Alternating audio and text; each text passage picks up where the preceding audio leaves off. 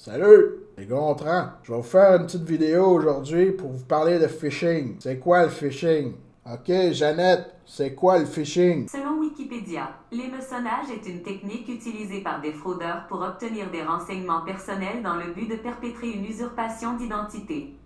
Phishing, c'est le fait de recevoir un email qui se fait passer pour des grosses compagnies comme Google, Amazon, votre banque, Microsoft, et tralala. Le mal là-dedans de se faire passer pour ces grosses compagnies-là, c'est qu'ils vous font croire que votre compte de banque a été violé, que votre email a été hacké, et ils vous demandent de remplir des formulaires pour récupérer votre compte, pour changer votre mot de passe, ou des choses comme ça. Qu'est-ce que ça fait? Si vous remplissez ces formulaires-là, vous allez être dans le gros caca. Première chose à savoir, c'est qu'une banque ne vous enverra pas d'email pour vous dire ce genre d'informations. Les banques vont vous appeler. Les banques vont vous envoyer des courriers, pas des courriels. Si vous envoyez un courriel puis que vous avez un doute, communiquez directement avec votre banque et posez-leur des questions avant de remplir tout formulaire que ce soit. Mais dans la plupart des cas, les banques ne vous enverront jamais de formulaire à remplir de ce genre-là, ni Amazon.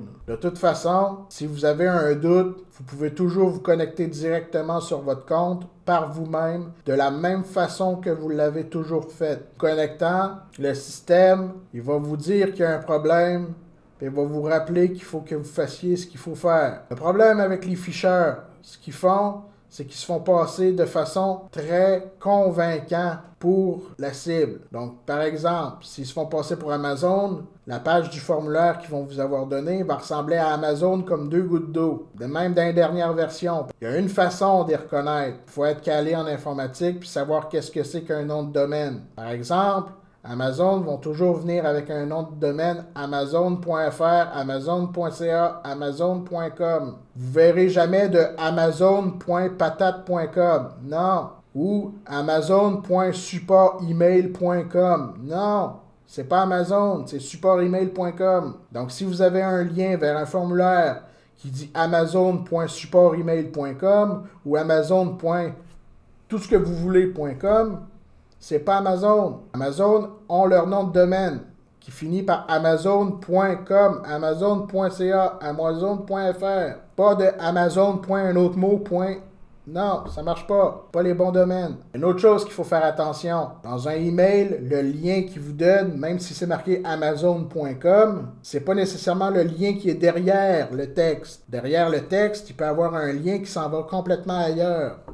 La meilleure solution, c'est de jamais cliquer sur le lien, jamais prendre les liens qui sont dans des emails. Et la plupart des compagnies connaissent ce genre de problématique, puis vous mettront pas les liens dans les emails. Ils vont vous forcer à y aller par vous-même. Comme pour Desjardins, ils vont vous dire allez sur le site de Desjardins et loguez-vous. Sur Amazon, ils vont vous dire allez sur amazon.com, puis loguez-vous. C'est ça, prenez-en de la graine. Tourlou.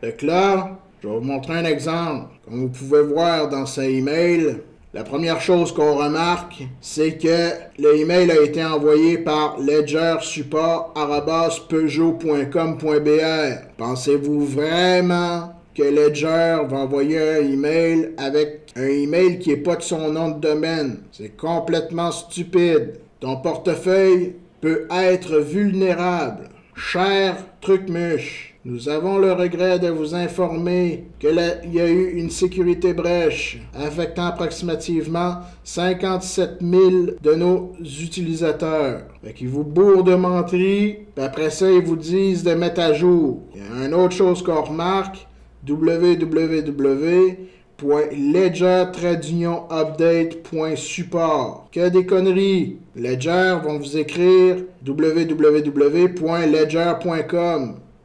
Pas trait-d'union-update.support. N'importe qui peut aller se créer un nom de domaine qui ressemble à Ledger, puis vous faire à croire que vous allez sur le site de Ledger. C'est des bullshit. Une autre chose, c'est que Ledger, là, ils n'ont pas accès à vos portefeuilles. Ils n'ont pas accès à vos informations. Les portefeuilles Ledger, ça s'appelle des cold wallets.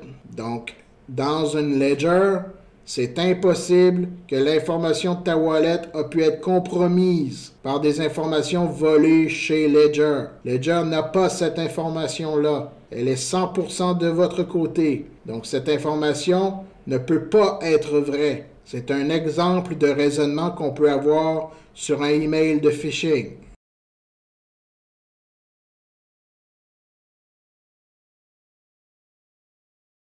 Nous voilà arrivés à la fin de notre vidéo. Donc, si vous avez aimé, vous mettez un gros pouce bleu, un abonnement si ce n'est pas déjà fait, et tourlou. À la prochaine.